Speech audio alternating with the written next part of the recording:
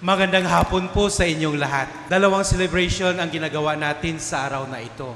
Una-una po ay ang araw ng mga ama. Happy Father's Day po sa inyong lahat na mga ama. Pangalawa po, ipinagdiriwang din natin ngayon ang dakilang kapiestahan ng San Tatlo. No? Kapag sinabi nating San Tatlo, kung unawain natin ito ayon lamang sa pangunawang ng tao, hindi nating maarok ang misteryo ng San Tatlo. Ayon din yun sa karanasan ni San Agustin. I think alam nyo ang kwento na nais unawain ni San Agustin ang misteryo ng San Tatlo, kaya po siya ay nagninilay-nilay. At sa kanyang paglalakbay sa dalampasigan, may nakita siya na isang bata naghukay, at sa kanyang hukay, binubuhos niya doon ang tubig mula sa dagat. At sa kanyang curiosity, tinanong niya ang bata, ano ba ang ginagawa mo? Sabi ng bata, nais kong ilagay ang lahat ng tubig ng dagat dito sa aking hinukay. No? Kaya napagtanto ni San Agustin, sabi niya, imposible yon. At sa kanyang pagnilay-nilay, nasabi niya rin na mahirap unawain ang misteryo ng San Tatlo. Kasi po mayroong limitation ang kalaman ng tao. Hindi natin kaya itong unawain ayon lamang sa pangunawa ng tao. But we can understand the mystery of the Holy Trinity through the eyes of faith. Kaya nga po, kung involved na ang pananampalataya, mayroon na tayo ng kaalaman ayon sa revelation ng ating Panginoong Hesus at ng Holy Spirit. Kaya nga po, kapag sinabi natin Holy Trinity, pumapasok agad Holy Trinity, mayroong God the Father, God the Son, God the Holy Spirit. At God the Father, ang pumapasok agad, God Father as a Creator, ating tagapaglikha. Kapag pinag-usapan din natin, God the Son ay ang Redeemer. Kasi sinasabi na, si Kristo na ating tagapagligtas.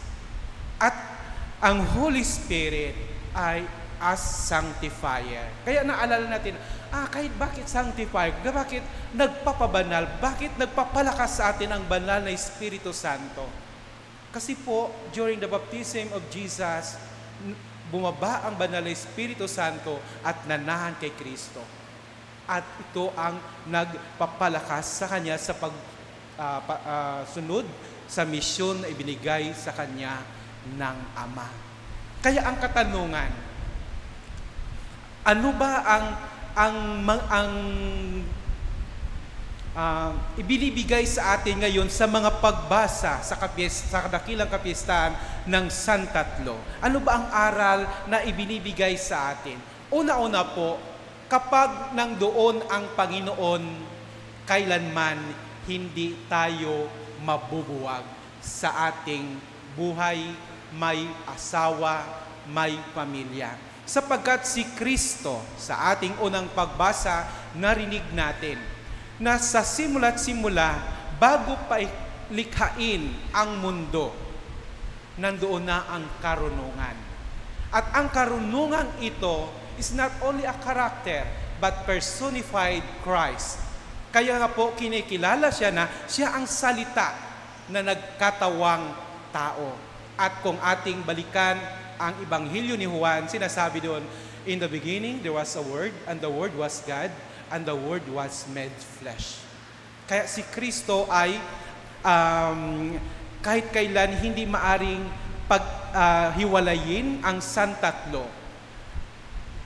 At ang San Tatlo ay as a person, tatlo. No? Father, Son, Holy Spirit. But ang pagiging isa, ang pagiging Diyos, essence at ang kanyang nature as a divine being, divine nature. Kaya nga po, bilang divine nature, hindi maaring paghiwalayin si Kristo sa Ama, ang Holy Spirit kay Kristo at sa Ama. Kaya nga po, sa buhay natin bilang may asawa, buhay may pamilya. Kapag si Kristo ang Panginoon nasa gitna, ay hindi kailanman matitinag. Parbagang ang foundation niya napakatibay. Anumang bagyo, anumang lindol, anong lakas ng hangin ay hindi kayang buhagin. Pangalawa po, napakahalaga ang pagmamahal. Sa pagmamahal ng Diyos, ipinakita dito sa ikalawang pagbasa, ibinuhos sa atin ang pagmamahal ng Diyos sa pamagitan ng Espiritu Santo. Kaya nga po, sinasabi dito sa unang bahagi, magkaroon tayo ng kapayapaan dahil tayo nagtiwala kay Kristo. At ang tiwala natin kay Kristo dahil din po sa pagmamahal. Kapag ang taong nagmamahal ay nagbabata, sa kanyang pagbabata mayroong pagtitiyaga, kanyang pagtitiyaga mayroong kalakasan, at ang kalakasan, sabi, nagbubunga ng pag-asa. Kaya nga po, ang Panginoon ay ang Ama minahal si Kristo minahal ng Ama. Ang pagmamahal ni Kristo at ng Ama ay ang bunga, walang iba kundi ang Espiritu Santo. Kaya nga po, kung balikan natin ang pamilya, ang Ama bilang nagmamahal na Ama, siya ang sandigan ng tahanan. Siya ang tinatawag natin haligi ng tahanan ayon sa tradisyon natin na paniniwala. Kasi sa ngayon, ang tradisyon natin na ang Ama sa haligi ng tahanan, sandigan ng tahanan, ang Ina ay ilaw ng tahanan. Sa pagmamahal ng Ina sa kanyang asawa at mga anak, siya ay naglilingkod sa kanyang asawa at mga anak. At ang anak naman sa kanyang pagmamahal sa kanyang magulang ay sumusunod sa mga utos ng kanilang magulang. Kaya masasabi natin, kapag nagmamahal ang tao, ay handa siyang maglingkod, magsikap, gagawin ang lahat para po sa ikabubuti ng kanyang minamahal sa buhay. At ganun din po ang pinakita sa atin ng ating Panginoong Hesus. Nang siya'y sinugo ng Ama dito sa lupa para iligtas tayo, hindi po siya nang hindi. Tinanggap niya, hinubad niya ang pagka-Diyos, at then siya'y nagkatawang tao at inalay niya ang kanyang buhay para sa ating kaligtasan, sa kapatawaran ng ating mga kasalanan. At ang banal na Espiritu Santo din, ipinangako ng ating Panginoong Hesus na isugo ng Ama sa kanyang pangalan. Kaya nga po sa ating Ebanghelyo ngayon, narinig natin na sinabi ng ating Panginoong Hesus na marami pa siyang dapat sabihin, ituturo sa kanyang mga alagad. Pero sabi niya, hindi pa maunawaan sa ngayon. Pero pagdating ng isinugo na Espiritu ng katotohanan, ay maunawaan na kung ano ang nanais ng Panginoong Hesus na ipangaral pa sa kanyang mga alagad at sa atin din po. Kaya nga po, ang banal na Espiritu Santo ng katotohanan ay magtuturo sa atin. Kaya ang tanong, no? Kung ang simbahan tinanggap ang banal na Espiritu Santo during Pentecostes, kailan naman natin natanggap ang Espiritu Santo sa ating bilang mga Kristiyanong Katoliko? Kailan po? Ha? Hindi nyo natanggap ang Espiritu Santo? Hala. Ha? Tama, no? Dito lang sumagot, sila lang siguro nakaalala.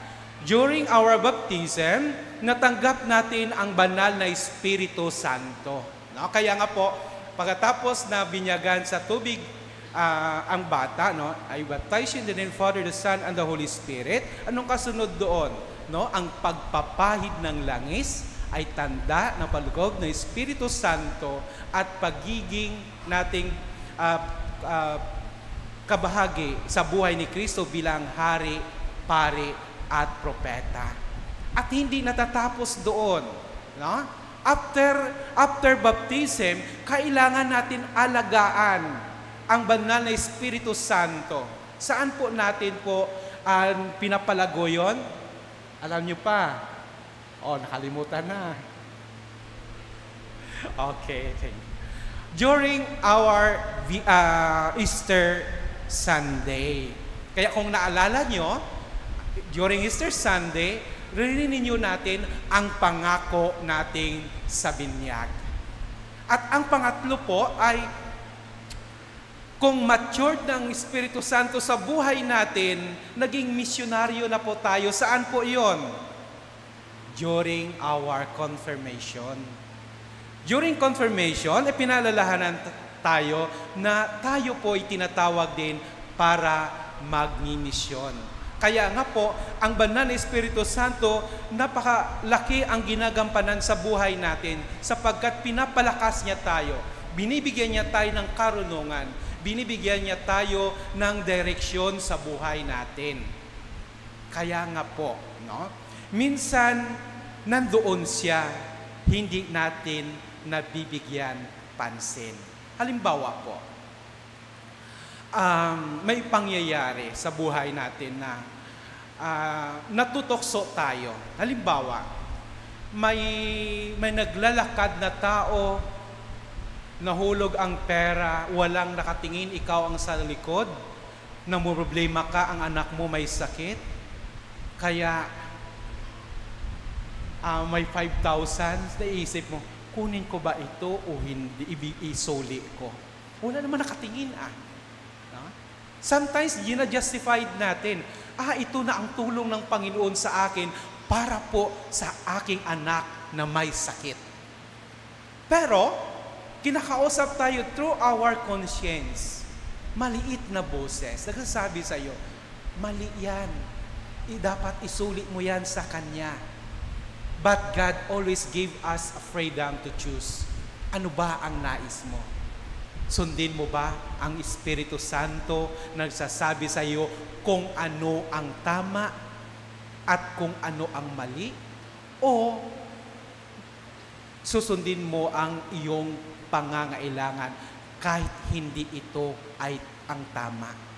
Kaya sa atin ngayon, bilang pangwakas, mga kapatid, tayo sa dakilang kapiestahan ng banal na Espiritu Santo, ipinakita sa atin ang buhay ng Santatlo na kailanman hindi kayang tibagin, hindi kayang paghihiwalayin, at ang pagmamahal na walang hanggang pagmamahal na ibinigay sa atin.